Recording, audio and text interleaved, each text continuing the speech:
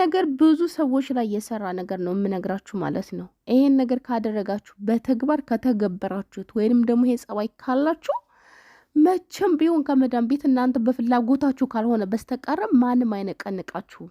ማንም ደሞዛችሁን እንደፈለጋችሁ እያስጨመራችሁ፣ ምክንያቱም ያለ እናንተ አይሆንላቸውም። ወደው ሳይሆን በግድ እየጨመሩላችሁ ትኖራላችሁ ማለት ነው። ለምን? ስለሚወዷችሁ እየተመረጣችሁ ስለሆናችሁ ማለት ነው። ምንድናችሁ ባህሪያቶች፣ ጸባያችሁን የሚለውን ቀጥዬም መዘረዝርላችሁ ይሆናል። እናንተ ግን ከምዘረዝራቸው ውስጥ ስንቱ ጸባያት አላችሁ? ኮመንት ላይ ያሳውቁኝ። ሰላም ሰላም፣ እንዴት ናችሁ? ወደ የተከበራችሁ ቤተሰቦች ደህና ናችሁ? ያለው እግዚአብሔር ይመስገን። እናንተም በያላችሁበት ዓለም ቅርንጫፍ ሰላማችሁ በዚህ ተረፍልኝ እያልኩኝ ዛሬ ይዤላችሁ የመጣሁት በመዳም ቤት በጣም ተወዳጅ ሆኖ ለረጅም ጊዜ እንግዲህ ስራ ለመስራትና ደሞዝ ጠቃሚ የሆነ ደሞዝ እየተከፈለን ኩራ ብለን የምንኖርበት ኮርተን ተንቀባረን የምንኖርበትን ጸባይ ነው የምነግራችሁ። ይሄ ነገር የሰራ ነው። በነገራችን ላይ እናንተ ራሳችሁ አድምጣችሁ መፍረድ ትችላላችሁ። እናንተ ስንቱ ጸባይ ያላችሁ በኮመንት አሳውቅ ብያችኋለሁኝ። ቀጥታ ወደ ጸባዮቹ እንገባለን። በመጀመሪያ ደረጃ ያው በመዳም በጣም ተወዳጅና በመዳም ቤት ለመቆየት መጀመሪያው ጤነኛ መሆን አለብሽ። የመጀመሪያው ጤና ደረጃ 1 ላይ ነው ያስቀመጥኩት። ለምን? ጤና ከሌለሽ ሁሉም ነገር ቢኖርሽ አንድ ቀን አታድሪም እዚያ ቤት። እውነታውን ነው የምነግራችሁ። እኔ አትቀየሙኝ እንዳይመራችሁ፣ ይሄ እውነት ነው። ጤና ከሌለሽ ካልሰራሽ ምንም ነገር አታረጊም። ጤናሽን ጠብቂ። ቅድሚያ ለጤንነትሽ። በደንብ ተመገቢ፣ በደንብ ቤ፣ በደንብ ውሃ ጠጪ፣ ጤናሽን ጠብቂ። የመጀመሪያው ደረጃ 1 ብዬ ያስቀመጥኩት ነገር ነው። ሁለተኛ ነገር ሻወር ነው። በነገራችን ላይ ብዙ ሰዎች እንደውም የሆነ ቤት ሄጄ ሰራተኛዋ ሽንት ቤት አልገባ ትላትለች ሴትዮዋ። ሁሌ ታጠቢያለሽ ሽንት ቤት ስታስገባት ሽንት ቤት ስልኳን ይዛ ቁጭ ነው የምትለው። አንድ ቀን ድንገት በሩን ስታንኳኳባት ስልኳን ይዛ ቁጭ ብላ አገኘቻት፣ ሻወር ቤት ማለት ነው። ሴትዮዋ እንድትታጠብ ፈልጋለች። ልጅቷ ደግሞ ልታጠብ ነው ወይ የመጣሁት ልሰራ ነው ወይ የመጣሁት ብላ ነው ጭራሽ መልስ የሰጠችው ማለት ነው።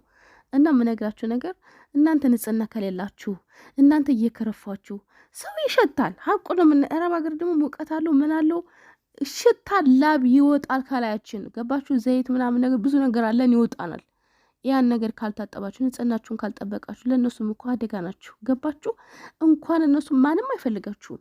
ስለዚህ ደረጃ 2 ብዬ ያስቀመጥኩት ንጽህናና ንጽህናችሁን በደንብ መጠበቅ አለባችሁ። ልብስም ኖራችሁም ምንም ለብስ ችግር የለም፣ ሰፍተሽም ልበሺ።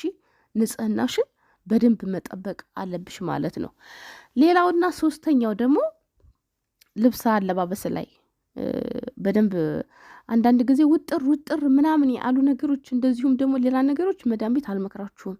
እንዲሁ ሻሽ አሰር ሰፋ ያለ ነገር ለብስ፣ በቃ ቀለል ለነሱም እንዲቀላቸው አንቺም እንዲቀልሽ። መሳቀቅ እኮ ነው ወይ በቃ እንትን የታየ ሴትዮ እንዲ ከመተይ ሰፋ ያለ ነገር ለበስ አድርገሽ ከዚያ ደግሞ ሻሽሽን ወይም ደግሞ ሸርብሽን ጣላ አድርጊ ማለት ነው። ይሄንን ነው የምመክራችሁ ነገር። ይሄ የሰራና የተገበርኩትን ነገር ብዙ ሰዎች ተግብረውት የሰራውን ነገር ነው የምነግራችሁ። በተለይ አዳዲስ ለምትምት ይጠቅማችኋል ብዬ ነው ማስተላልፍላችሁ። ሌላው ነገር 4ተኛ ነገር ምንም ነገር አጥፊ ካጠፋሽ በኋላ የራሳቸው ጉዳይ ምናምን ነገር ብለሽ በንቀት ማለፍ የለብሽም። አንደኛ ህሊናሽም ነፃ እንዲሆን። ህሊና ነፃ ሲሆን ሁሉ ነገር የሚሆነው። ገባችሁ? የሆነ ነገር አጥፍተን የሆነ ነገር ትንሽ ነገር ቢሆን አጥፍተን እኮ ያለ ጥፋቱ ሰውን ስንሆን እጅል ወይንም ደግሞ አላጠፋውን ብለን ድርቅ ስንል ህሊናችን ነፃ አይሆንም። ህሊናችን ነፃ ካልሆነ ደግሞ ስራውን በተግባር መስራት አንችልም። ስለዚህ ህሊናችሁን ጽድት ለማድረግ ነፃ ለመሆን ያጠፋችሁን ነገር ካለ በእንግሊዘኛም ይሁን በአረበኛ በፈለጋችሁት ቋንቋ ይቅርታ ወይንም ደግሞ ለአፉ በይኝ ማለሽ፣ በቃ ይቅርታ ሶሪ ምናምን በቃ ማለት አለባችሁ። በነገራችሁ ላይ ትህትና ይቅርታ ማለት በጣም ነው የሚወዱት። በጣም እኔ አሁን ለምሳሌ ማለት ነው እዚህ ምሰራር ሴትዮ ጋር ሰራተኛ የሚባል አይቀመጥላትም። አሁን የመጣችሁ ሰራተኛ ቆየች ከ4 ዓመት በላይ ሆኗታልና የመጀመሪያ የወድዱላት ዋናውን ነገር ምንድነው ስለምሰራልን አይደለም ነው ያሉት። ነገር ግን የሆነ ጥፋት አጥፍታ ይቅርታ ትላለች። የይቅርታ ሰው ናት እና የምትጸጸት ሰው ነች ብለው ነው የተናገሩት ማለት ነው። በጣም ስለገረመኝ ነው ይሄን ነገር የምነግራችሁ። ይቅርታን እንደ ቀላል ነገር አትዩት። ከማንም ሰው ጋር ኑሩ። ካጠፋችሁ ይቅርታ በሉ። ይቅርታ አይገላችሁም። አንዳንድ ሰዎች የምትሞቱ ይመስላችኋል ይቅርታ ትጠይቁ። ይቅርታ ማለት እውነት እረፍት ነውና ይቅርታ በሉላችኋለሁ። ሌላውና አምስተኛ ነገር የምነግራችሁ ነገር ምንድን ነው? እናንተ የምትገቡበት ስራ ኩሽና ሊሆን ይችላል፣ መጥባ ማለት ነው፣ የምግብ ስራ ወይንም ደግሞ ሞግዚትነት ወይንም ደግሞ ጽዳት። አሁን ጽዳት መጥተሽ ልጁ የሆነ ነገር እያበላሸ ወይንም ደግሞ አልሆነ ነገር እየሆነ አይመለከተኝም አያገባኝም ማለት የለብሽም። መተባበር መቻል አለባችሁ። ገባችሁ? ብዙ ስለማይ ነው ኩሽና ጽዳት ሆነሽ የኩሽና እህትሽ እንደዚያ እየፈጋች ምን እያለች፣ አንዳንዶቹ ምን ይላሉ እንደገባችሁ ጽዳት ብቻ ነው ሌላው ነገር አይመለከትም ይላሉ። ነገር ግን ደስተኛ አይደሉም። ጓደኛሽ እየፈጋች አንቺ ክፍልሽ ገብተሽ ቁጭ ስትይ፣ እኔ ይሄ ነገር በተግባር ያየሁትን ነገር ነው የምነግራቸው። አንዲት እህታችን ሁለቱም አበሻ ናቸው። የኩሽናዋ ኩሽና እየሰራች የጽዳቷ ክፍሏ ገብታ ቁጭ ብላለች። ገባች የምግቧ ማለት ነው ክፍል። አንቺ እኔ እየፈጋሁ አንቺ ቁጭ ብለሻል ምናምን ነገር እንዴት ልጅቷ እንዴት እንደተሳቀቀች አልጋዋ ላይ ሆና ነበር። ቶሎ ብላ ነው የቆመችው። ልክ አሰሪዋ እንደመጣች አይነት ነገር የመሰላት። ከዚህ ሁሉ ሰቀቀን አንድ ቤት እየኖራችሁ ከመጋፋት ምን ከማለት አሰሪዎቻችሁም አይወዱም እንደዚህ አይነት ነገር። ትክክለኛና መልካም አሰሪዎች ተባብራችሁ ስሩ ነው የሚሉት። ገባችሁ? እናንተ አበሻ ላበሻ ሆናችሁ በተለይ እማትተባበሩ ምን የምትሉ ወይ አሰሪ ወይም አሰሪሽ አጠቅምሽም ምንም አታረግልሽም። ፈጣሪም የሚወደው መተባበርንና አብሮ መስራትን ስለሆነ እህትሽ ጓደኛሽ እየሰራች አብረሽ ልታግዣት ልታጫውቻት የሆነ ነገር ልታረግላት ይገባልና አብረሽ አንድ ቤት ውስጥ ከምትሰሩ ሰው ጋር በጣም ጓደኛ መፍጠር አለባችሁ። በጣም መክራችሁ ነገር። ስለዚህ ጽዳትም ሁኚ ከጨረሽ ኩሽና ገብተሽ የሆነ ነገር መተባበር ማገዝ፣ እንደዚሁም ደግሞ የምግብን ብትሆኝ ልጅም ካለ ልጁ ጋር ማገዝ። እንደዚህ ሁለገብ ስትሆኝ ያንቺን ቅንነት ያንቺን መልካምነት ያያሉ ሰዎችሽ በአንድም በሌላ በጉልበት። በነገራችን ላይ የምታረጉትን መልካም ነገር ፈጣሪ ከሰማይ ይመለከታል።